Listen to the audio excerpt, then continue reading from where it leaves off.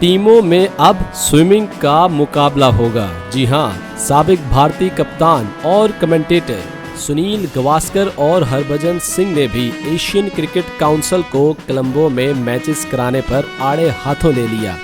साबिक भारतीय कप्तान सुनील गावस्कर ने कहा कि बज़ाहिर ये तासुर दिया जा रहा है कि भारतीय टीम के खिलाड़ी हबनटोटा नहीं जाना चाहते थे, लेकिन इस बात की हकीकत जानना बहुत ज़रूरी है कि मैचेस हबनटोटा क्यों शिफ्ट नहीं हुए और बारिश की पेशेनगोई मालूम होते हुए भी कोलंबो में मैचेस क्यों रखवाए गए। उन्होंने कहा कि प्लेयर्स को भी समझने की ज़रूरत है कि अगर एक दो रोज़ ज़्यादा सहूलियात वाली जगह नहीं मिली तो कोई फ़र्क नहीं पड़ेगा। पूरा माह तैयारी करते हैं, 2 रोज़ कम वसाइल से ट्रेनिंग करना पड़ी तो क्या हुआ।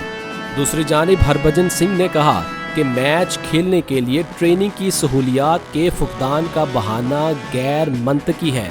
हमारे वक्त में वेन्यू प्लेयर की राय से नहीं होते थे। वेन्यू खिलाड़ियों का मसला नहीं बल्कि ऑफिशियल्स का काम है।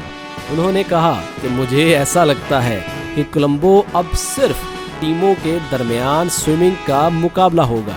तंबोला एक मुकम्मल इंटरनेशनल स्टेडियम है, पता नहीं वहाँ मैचेस क्यों नहीं कराए जा रहे।